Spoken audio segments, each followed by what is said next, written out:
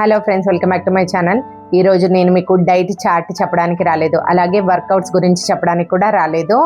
నా weight loss జర్నీలో నేను నేర్చుకున్న 10 ముఖ్యమైన విషయాలను మీతో షేర్ చేసుకుందామని అయితే వచ్చాను.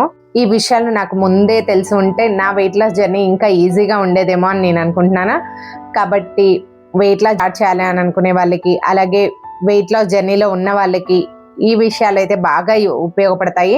అందుకని ఆ విషయాలు ఈరోజు మీతో పంచుకోవడానికి అయితే మీ ముందుకు వచ్చాను. Welcome back to my channel. ఎలా ఉన్నారు? బాగున్నారా? నేనైతే చాలా బాగున్నాను. మీరు కూడా బాగుండాలని మనస్ఫూర్తిగా కోరుకుంటున్నాను. మీలో ఎవరైనా నా ఛానల్ని కొత్తగా చూస్తున్నట్లయితే నా ఛానల్ని సబ్స్క్రైబ్ చేయండి, లైక్ చేయండి, షేర్ చేయండి. అలాగే మీకు ఎటువంటి వీడియోస్ కావాలి నాకు కామెంట్ సెక్షన్లో కామెంట్ చేయండి. దానికి తగినట్టు వీడియో తీసి నేను మీ వరకు అయితే అందిస్తాను. నేను నేర్చుకున్న విషయాల్లో మొదటిది, త్వరగా బరువు తగ్గాలి అనే ఆలోచన అయితే వదిలేయాలి. నేను కూడా వెయిట్ లాస్ స్టార్ట్ చేసినప్పుడు త్వరగా 10 కేజీలు 15 కేజీలు తగ్గేయాలి అని అనుకున్నాను. కానీ తర్వాత నాకు అర్థమైన విషయం ఏంటి అంటే, ఎంత నెమ్మదిగా తగ్గితే అంతే మంచిది. తొందరగా తగ్గిన బరువు మళ్ళీ తొందరగానే పెరిగిపోతాము. నెమ్మదిగా తగ్గిందే మళ్ళీ పెరగకుండా కాపాడుతుంది. కాబట్టి బరువు తొందరగా తగ్గిపోవాలి అనే ఆలోచనని మన బ్రెయిన్లో నుంచి తీసేయాలి. రెండవది, డైట్ అంటే ఆకలితో ఉండడం కాదు. నేను వెయిట్ లాస్ స్టార్ట్ చేసిన కొత్తలో నాకు దీని గురించి అంత తెలియదు కాబట్టి అప్పుడు చాలా తక్కువగా తినేదాన్ని, సరిపడినంత ఆహారం తీసుకునేదాన్ని కాదు. దానివల్ల చాలా ఇబ్బందులకు గురి అయ్యాను. సో తర్వాత అర్థమైంది ఏంటి అంటే, సరైన ఆహారం సరైన మోతాదులో సరైన టైంలో తీసుకోవాలి అనే విషయం అయితే నాకు చాలా బాగా అర్థమైంది. కాబట్టి మీరు కూడా క్వాంటిటీ, క్వాలిటీ, టైమింగ్ తప్పకుండా మెయింటైన్ చేయండి. సరైన ఆహారం సరైన మోతాదులో తినడమే అసలైన డైట్. మూడో విషయం, ప్రతిరోజు పర్ఫెక్ట్గా ఉండాల్సిన అవసరం లేదు. అంటే ఒకరోజు బయటికి వెళ్ళాము, అక్కడ ఎక్కువ తినేసాం, వామ్మో ఇన్ని రోజుల నుండి డైట్ చేస్తున్నా ఈరోజు ఎక్కువ తినేసాను, ఇక అంతా అయిపోయింది అని అక్కడితో ఆగిపోవద్దు, అసలు అలా అనుకోవద్దు. మళ్ళీ నెక్స్ట్ డే నుంచి మీ రొటీన్ని మీరు కంటిన్యూ చేయండి. దానివల్ల ఏం ప్రాబ్లం లేదు. ఎప్పుడైనా ఒకసారి ప్రాబ్లమే లేదు. అది వరుసగా చేస్తూ ఉంటే అది పొరపాటు, తెలిసి చేస్తే పొరపాటు. అలాగే ఎప్పుడైనా ఒకసారి చేస్తే ప్రాబ్లం లేదు. దాన్ని లీవ్ ఇట్, వదిలేసి మళ్ళీ మరుసటి రోజు నుంచి మన రొటీన్లోకి మనమైతే వచ్చేయాలి. నిన్న తిన్నాను కదా, ఈ రోజు కూడా కొంచెం ఎక్కువ తింటే ఏమవుతుందిలే అని అలా అస్సలు అనుకోవద్దు. ఒక్కరోజు అంటే ఎక్స్క్యూజ్ చేసుకోవచ్చు, ప్రతిరోజున అలా ఎక్స్క్యూజ్ చేసుకుంటూ పోతే ఎలా చెప్పండి? అది మంచి అలవాటు కాదు. కాబట్టి ఒక రోజును వదిలేసి రెండో రోజు నుంచి మన రొటీన్లోకి అయితే పూర్తిగా వచ్చేయడం నేర్చుకోండి. 4వ పాయింట్, ప్రోటీన్ చాలా ముఖ్యం. మనకైతే వెయిట్ లాస్ జర్నీలో ప్రోటీన్ అనేది ఖచ్చితంగా తీసుకోవాలి. వెజిటేరియన్ ఫుడ్ తీసుకోండి, నాన్ వెజిటేరియన్ ఫుడ్ తీసుకోండి. కానీ ప్రోటీన్ అయితే చాలా ముఖ్యమండి. ప్రతిరోజు ప్రోటీన్ని తగిన మోతాదులో తీసుకోవాలి. అలాగే దీనివల్ల మనకి ఎక్కువసేపు ఆకలి వేయకుండా ఉంటుంది. మనకి బరువు తగ్గడం వల్ల మన కండరాలు వీక్ అవ్వకుండా గట్టిగా స్ట్రాంగ్గా ఉంటాయి. మన ఎముకలు కూడా బలంగా ఉంటాయి. కాబట్టి ఎట్టి పరిస్థితుల్లో కూడా ప్రోటీన్ని అస్సలు మిస్ చేయొద్దు. లంచ్ టైంలో ఖచ్చితంగా ప్రోటీన్ తీసుకోండి. ప్రోటీన్ తగినంత తీసుకోవడం వల్ల మనకి వెయిట్ లాస్ కూడా ఈజీగా అవుతుంది. 5వది, నీళ్లు తాగడం కూడా అలవాటు చేసుకోవాలి. చాలా మందిని చూసానండి, నీళ్లు సరిగా తాగరు. అంటే తాగుతాము అని అనుకుంటారు, కానీ మనం ఎంత తాగుతున్నామో అర్థం కాదు. కాబట్టి ఒక బాటిల్ మీకోసం మీరు సపరేట్గా పెట్టుకోండి. మినిమం 2.5 లీటర్లు ఖచ్చితంగా తాగాలండి. మన బాడీ హైడ్రేటెడ్గా ఉంటేనే మన వెయిట్ లాస్ కూడా చాలా మంచిగా జరుగుతుంది. కాబట్టి నీరు తాగడం ముఖ్యంగా అలవాటు చేసుకోవాలి టైం టు టైం. 6వది, వ్యాయామం చేయడం మాత్రమే కాదు, రోజంతా కూడా యాక్టివ్గా ఉండేలాగా చూసుకోవాలి.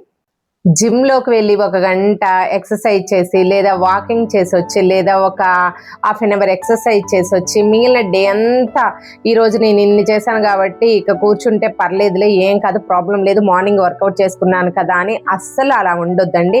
డే అంతా కూడా చక్కగా యాక్టివ్గా మీ పనులు మీరు చేసుకోండి. ఒకే చోట ఎక్కువసేపు కూర్చొని ఉండొద్దు. ఒకవేళ వర్క్ చేసే వాళ్ళు ఎవరైనా ఉంటే గంటకు ఒకసారి ఒక 5 నిమిషాలు అటు ఇటు నడవడం అలవాటు చేసుకోండి. అది చాలా మంచిది, ఎందుకంటే మన బాడీ యాక్టివ్గా ఉంటుంది.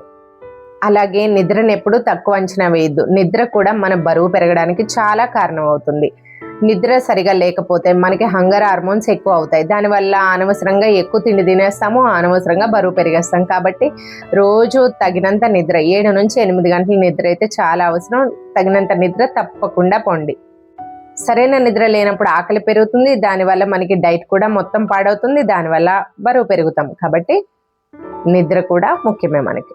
8వ పాయింట్, ఇతరులతో అస్సలు పోల్చుకోవద్దండి. ఇది మాత్రం మెయిన్ పాయింట్ అన్నమాట.